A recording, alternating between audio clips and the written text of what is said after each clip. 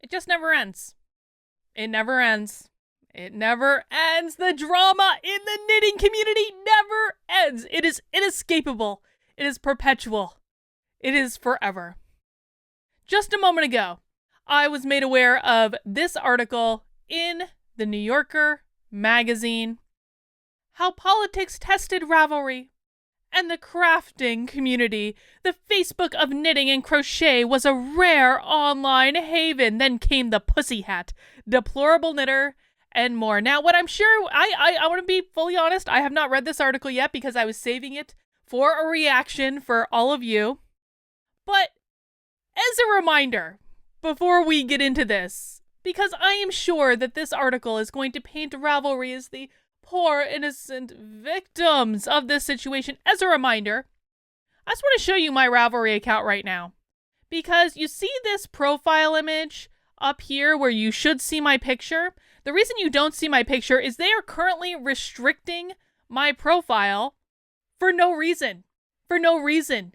I never broke their terms of service. Look at this. They say only a portion of your profile is visible because it contained content or avatars in violation of our community guidelines or terms of use. Well, let's look at my profile, Ravelry. Let's look at it because I've got a picture of me and I've got a picture of Stephen West.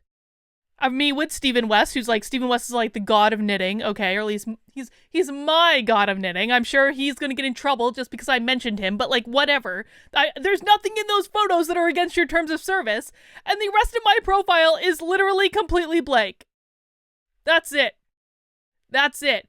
But Ravelry is currently restricting my profile for absolutely no reason. You want to know why? Because I created a group on their website called Crafting Rebels, in which I told people don't mention Donald Trump. That's not what this is about. But they just couldn't stand. Ravelry could not stand the fact that there were rebels on their platform that were using words that, oh my God, they might not like, that didn't violate their terms of service.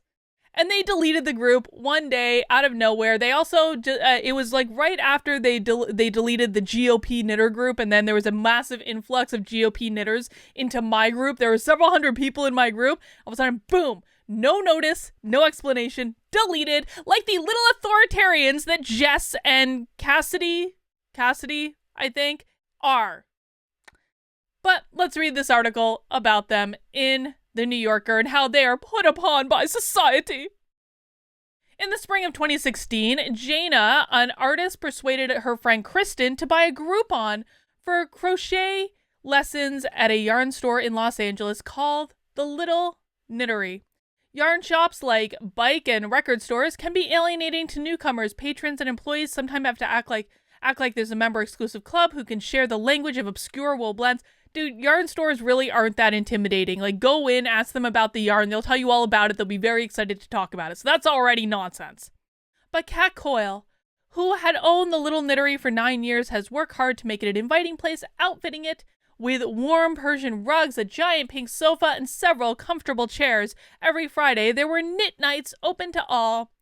After a few lessons, they became regulars. The crowd ranged in age from adolescent to geriatric, as most yarn stores do, and sitting around knitting and crocheting gave them an opportunity to really listen. On November 10th that year, 2 days after Donald Trump was elected president, one of them called the other and told her that they wanted to go to the Little Knittery to find comfort. Comfort. Because God knows that that's where we have to go in our times of trouble. They were particularly interested in the concerns of older women in the store, and when she learned about the Women's March, she knew that she wanted to participate. She had a background in socially minded design projects, and she considered knitting a special hat to commemorate the march. Coyle agreed to help write a pattern that would be visually striking but accessible to knitters of all levels. Looking around the store, they found fuchsia-colored yarn produced by a Ugandan fiber company called Malabrigo. Malabrigo is actually pretty awesome. It's one of my favorites. The easiest type of hat to knit was a flat rectangular folded and sewn together, which produces 2 floppy corners that resemble cat ears. Coyle knit 3 prototypes, and within a few days, the group had named it the Pussy Hat, a reference to Trump's hot mic moment with Billy Bush, Krista had a vision for the massive amounts of people wearing the same style, the same hat. Now, people always laugh when I talk about like knitting and the wokeness of the knitting community, and I say like, where do you think all those pussy hats came from? And now we know exactly where the pussy hat came from. It came from knitters coming together in their agony over Donald Trump's election, that they just had to do something. They had to knit a hat that everyone could wear. An accessible hat available to all knitters. She went on, I just said, let me take a picture of this and I'll put it on Ravelry. Ravelry, which is often called the Facebook of knitting, has 9 million registered accounts, about 1 million of which are active every month. An exhaustive database of patterns and yarns and hyperactive message boards. Telling a knitter to check out Ravelry is like telling someone who just got a computer, hey, you should check out Google, said Edith, an average knitter and creator of a popular email newsletter called Drawing Links. When new knitters come onto the shop, Coyle typically says, get on Ravelry. Just get on. It's going to blow your mind, she added. It goes all over the world. And that's what happened with the hat. It went all over the world. After Coyle posted the pussy hat pattern on the site, the women worked with more than 175 yarn stores around the world, which served as a drop-off point for knitters and hat recipients, because they were knitting hats for other people who didn't know how to knit as well, if we remind ourselves what happened. The country sold out of pink yarn, Coyle said. 4 years later, Malabrigo's fuchsia is often on backorder. Some people went to the little knittery thinking that they could buy pussy hats, and we said, we don't make them for sale, Coyle told me. You have to knit your own or get someone to knit it for you. By January 21st, 2017, the day of the Women's March, they claimed hundreds of thousands of hats had been knitted, creating a visual symbol of a movement in political history. We created a sea of pink pixels, she said. Prototypes of the pussy hat later appeared in several exhibitions at major art museums. Sandra, the chair of the fashion department at the Fashion Institute of Technology, had published research on Ravelry's Pussy Hat Project Group, which was about 4,500 members, some of whom still assemble on a regular basis to discuss knitting and politics. And how great for them that they have a place on Ravelry where they can discuss knitting and politics, whereas my group, which was not breaking any Ravelry terms of service, was banned within a month of being started, and my profile was forever restricted for no good reason. How wonderful that some people on Ravelry are more equal than others. Isn't that right, Jess and Cassidy?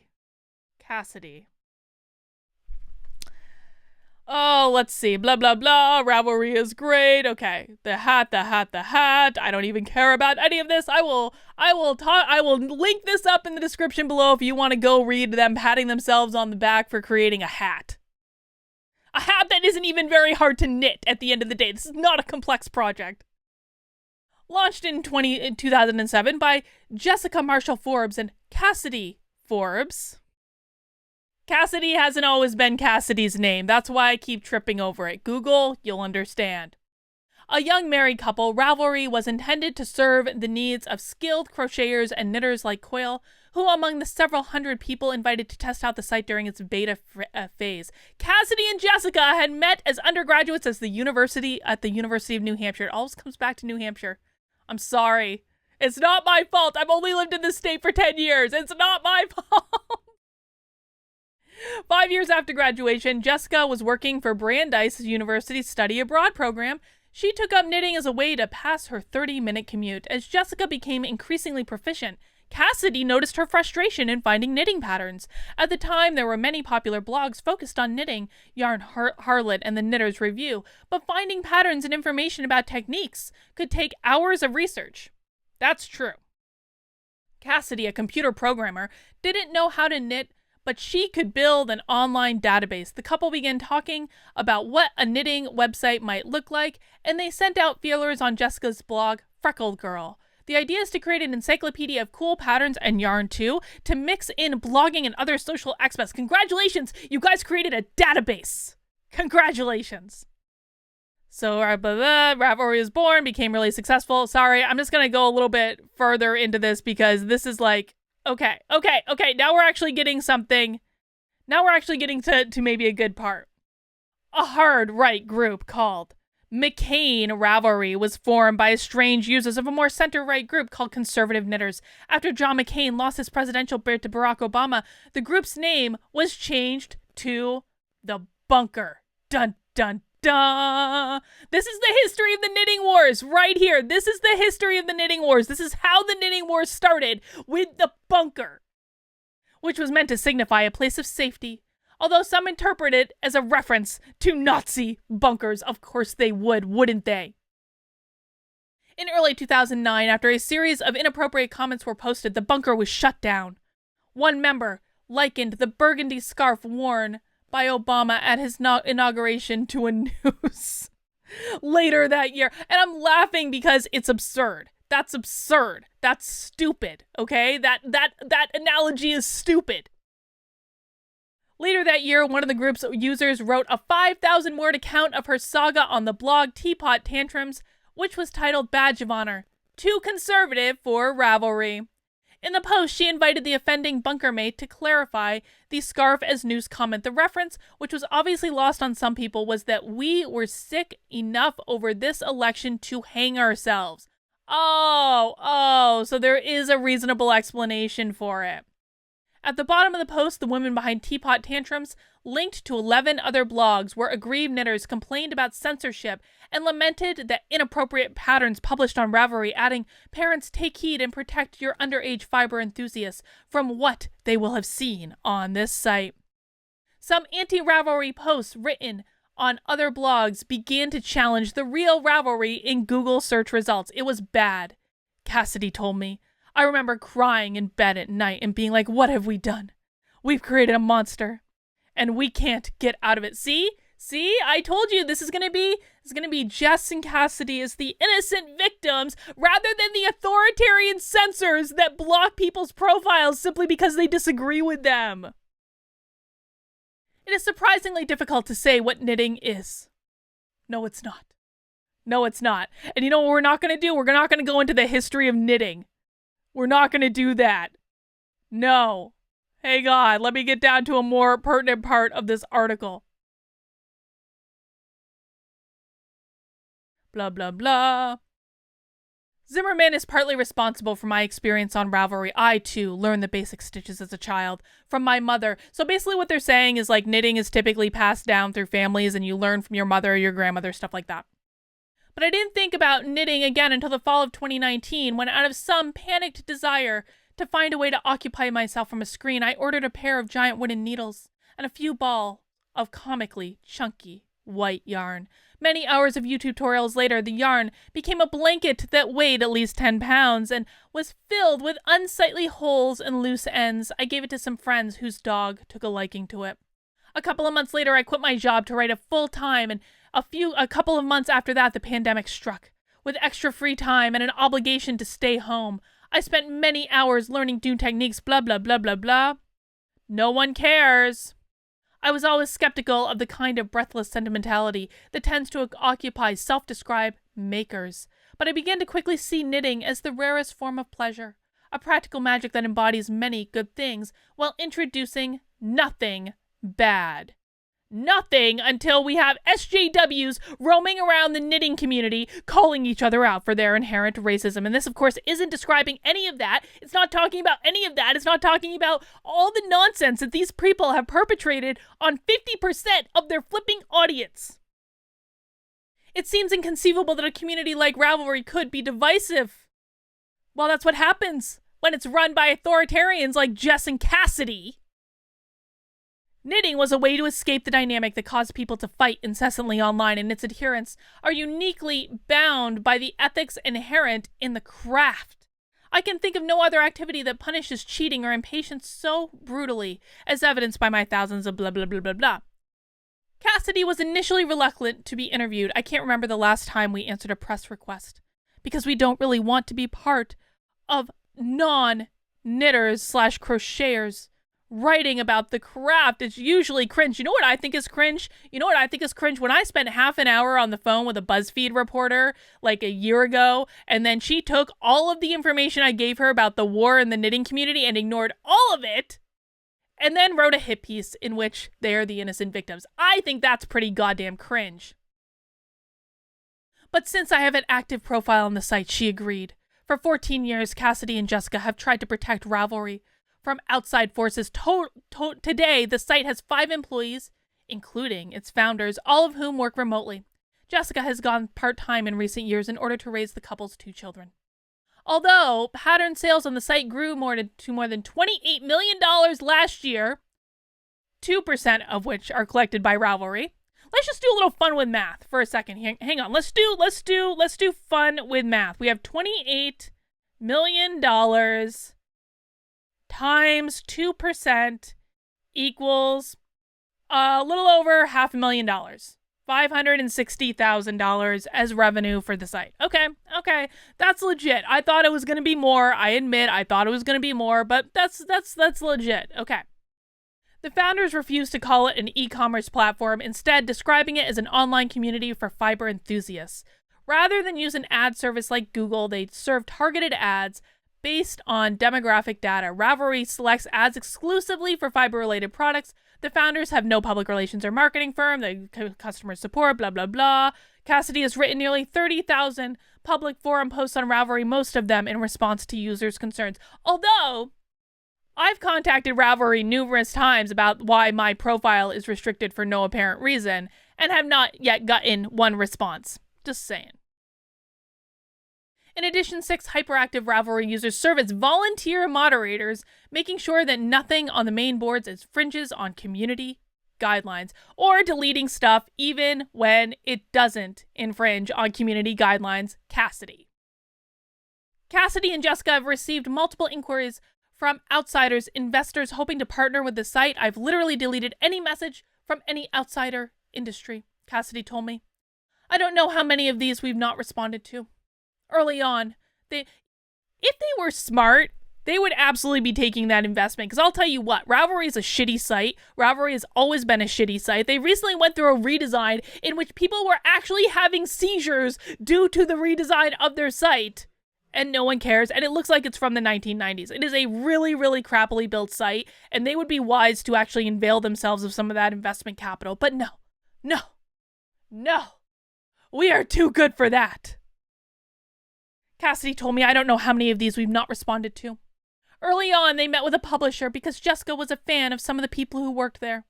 We weren't interested at all in selling, Cassidy said. We were just trying to form relationships. Cassidy recalled the publisher's CEO telling them, if you're going to be like this, then we'll just build our own Ravelry. And you're only 2 people. But no knitting website has overtaken Ravelry, which is really honestly aggravating because there are other alternatives to Ravelry out there that are significantly, frankly, better than Ravelry, but it is what it is at this point. More recently, though, potential threats to Ravelry have come from its own users. In 2019, a decade after the bunker group was dissolved, Donald Trump announced his re-election campaign.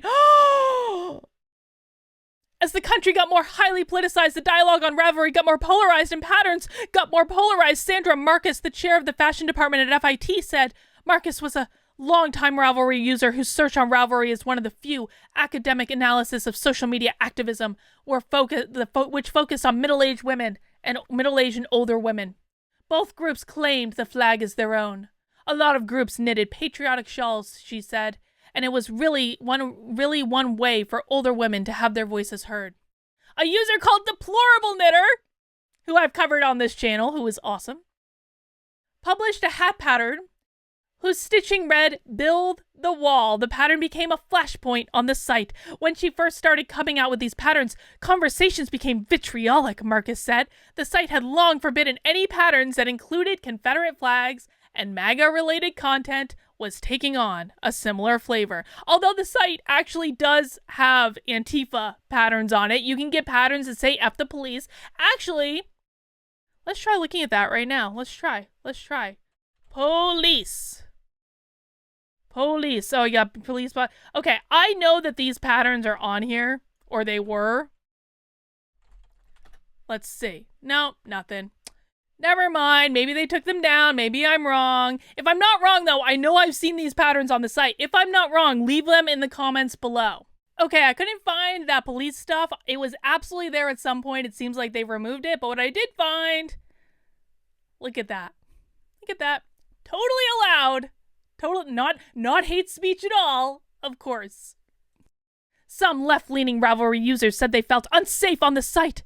I don't want to be a place where people are radicalizing, Jessica told me. Our community users come to us and said, this kind of rhetoric is actually hate speech. We have to believe that. If someone says it, it must be true, Jessica! Even before the complaints, Cassidy and Jessica were mulling over how to address the onslaught of Trump-related content that they found offensive. Soon, Cassidy said, it became clear that there weren't going to be, wasn't going to be any allowing some Trump stuff and not other stuff. It wasn't going to be possible. She drew an outline of the things the site would need to do before initiating a ban on Trump content. Improvements to reporting, flagging systems, as well as language to express the new guidelines. At the same time, Cassidy came out to her family as a transgendered woman, and there we have it, folks. Ding, ding, ding, ding, ding. Told ya. Told ya. I was going through some stuff, she told me. She could be impulsive when dealing with issues on the site. Spats between conservative and leftist users were spilling over to Instagram, where Ravelers, blasted their concerns to the larger community. And now we're getting into the knitting wars. 20 minutes into the video. Sorry, guys, this is what happens when we do a reaction.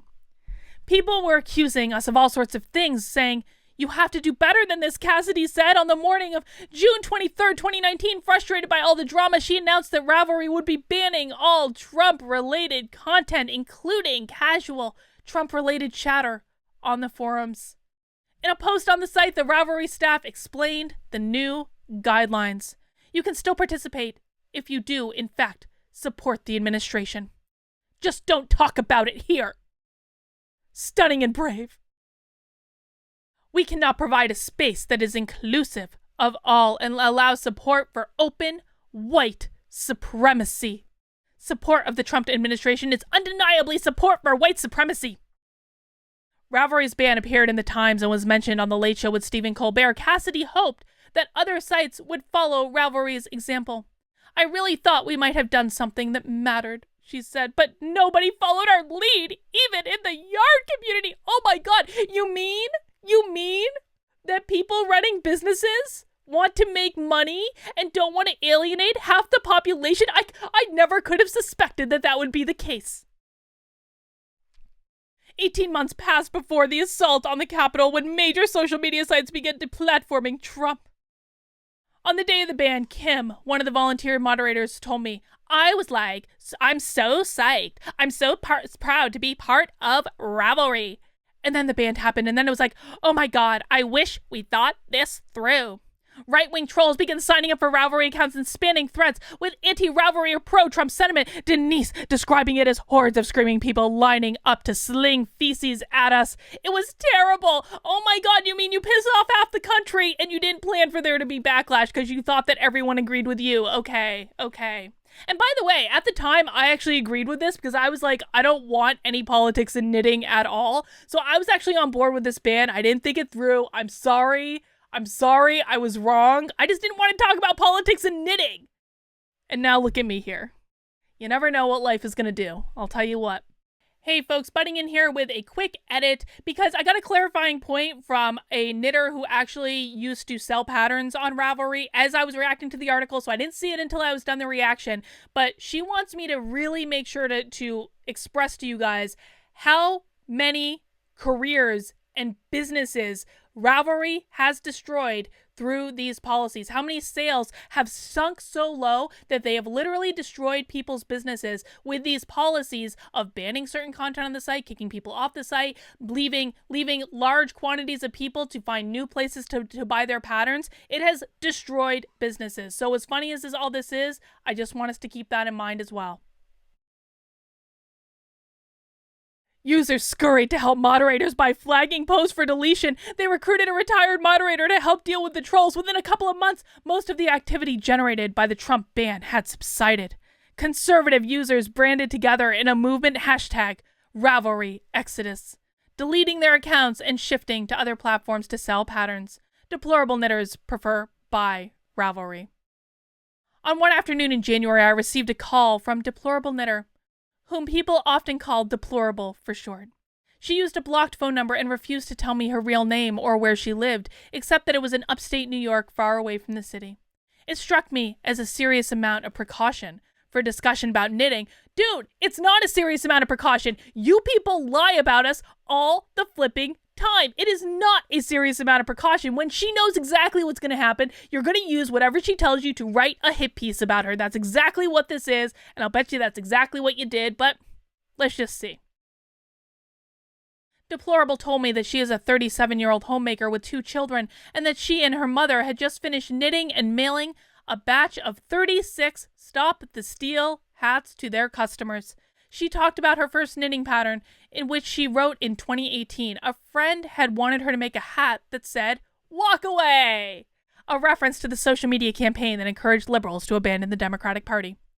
Deplorable had never tried stranded color work, a centuries-old technique popularized in the Shetland Islands, which uses multiple strands of yarn to produce lettering. They just made it sound much more complicated than it actually is, by the way. My first hat, it looked fine in the pictures, she said. It wasn't the best thing, but on the inside where the excess strands are held, it was scary. These days, Deplorable is a standard colorwork expert. She joined Ravelry several years ago under a different name, and every Saturday morning she would eagerly browse patterns. When she published the pattern for her walkaway hat, she created a new account for the Deplorable Knitter persona. I know a lot of fiber people lean left. I look at it like I wanted to just be a voice on the other side. They've got all the Trump patterns, and so I figured I'd make one that was positive. The walkaway pattern, which has some success on the site, so she continued to produce more patterns for hats and pro-rights slogans. In January 2019, she made the Build the Wall pattern, which has been categorized as hate speech on Ravelry even before the widespread Trump ban. But of course, they probably support the wall around the Capitol. Maybe we can apply the Build the Wall hat to the wall around the Capitol, and then it would be fine again, as though by magic. It was removed. 6 months later, she released a pattern for the hat that read "God is Love," which is also removed. Oh, you mean that Ravelry bans things that don't violate their terms of service? I am shocked, I say, at this revelation. She told me I made it with rainbow yarn, and they said I was being homophobic.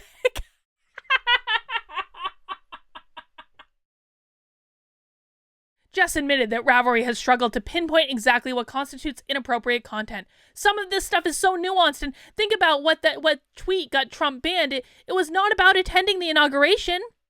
She went on, when there are some pretty crazy rabbit holes. Okay, is this an eagle? But is it really a Nazi eagle? Oh my effing God. It can't just be an eagle. It has to be a Nazi eagle. These people are delusional. They see conspiracy in everything that they do. Or is it? It's just like, One morning on June 2019, Deplorable discovered that she'd been permanently banned from Ravelry after receiving repeated violations of notices of violation of site guidelines. I just want to say at this point, I have received 0 notices of violation of any Ravelry guidelines. 0. None. And so if Ravelry bans me, I don't want any reporter from the New Yorker saying that I receive repeated notices, because I've received 0.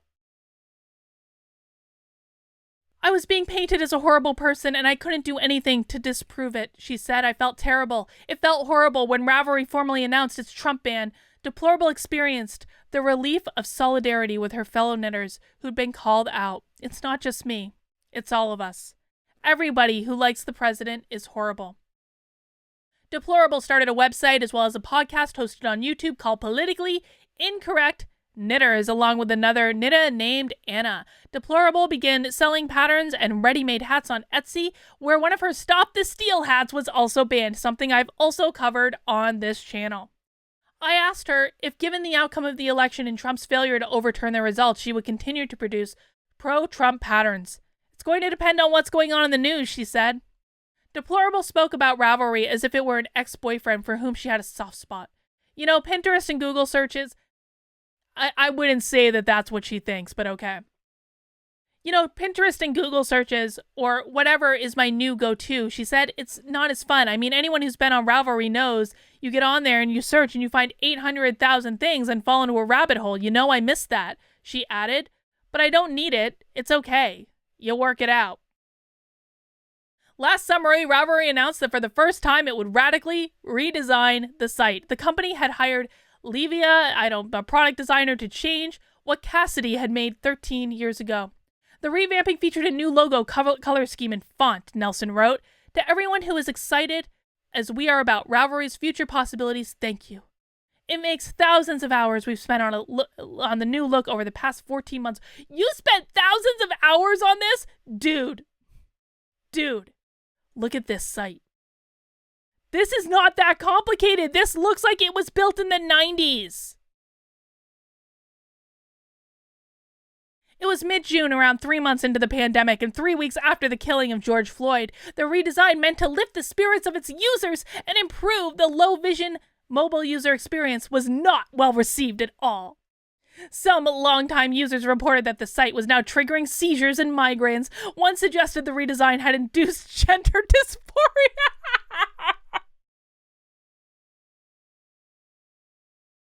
The redesign of a knitting site has induced gender dysphoria. Okay.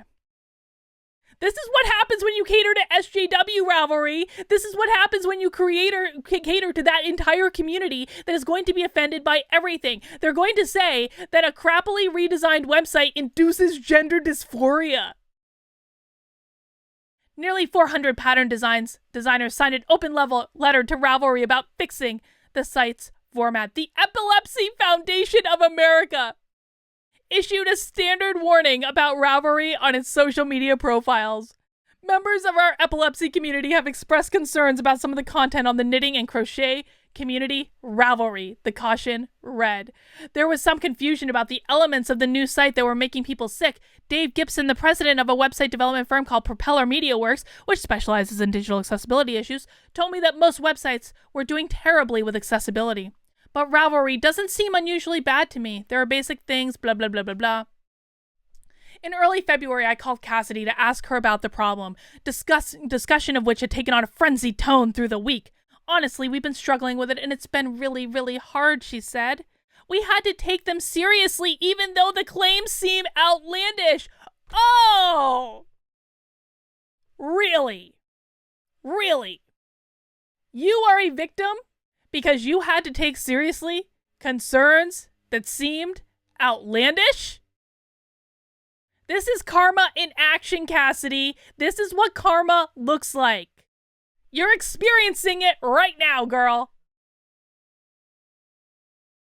Within a few days of the launch, Ravelry made it possible for users to toggle back to the old version of the site. But some people were still complaining if there was something to fix, we would fix it, Cassidy told me. I shouldn't even really get into this because it's all very upsetting. Cassidy had noticed a growing dynamic. The knitting community has a big issue with people being very concerned that if they don't support a call out, they'll be called out themselves. You mean you reap what you sow? I never would have guessed. Not joining it seems scary to people. Cassidy found herself in defensive conversation with Ravelers on the forums, by email, and on other social media platforms. Jessica, who is known as the site on the site as Mama Rav, tends to be more accommodating. And on July 30th, she wrote a post addressing users' concerns. She apologized for the stress that the redesign had caused, and said Cassidy would be taking a step back. It will be a period of adjustment, but in the future, Cassidy's role will be solely focused on technical work. She no longer has access to the customer service emails, and her Ravelry mail has been disabled. Oh, so Cassidy couldn't take the heat that she had been slinging on to others for years, and now has to take a step back to take care of her own mental health. And well, that is, I genuinely hope that she's okay.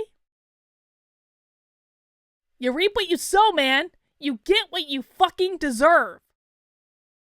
Jessica was within earshot of Cassidy's phone conversation with me, which was growing more emotional. Jessica's here, and she wants me to put it on speaker, Cassidy told me.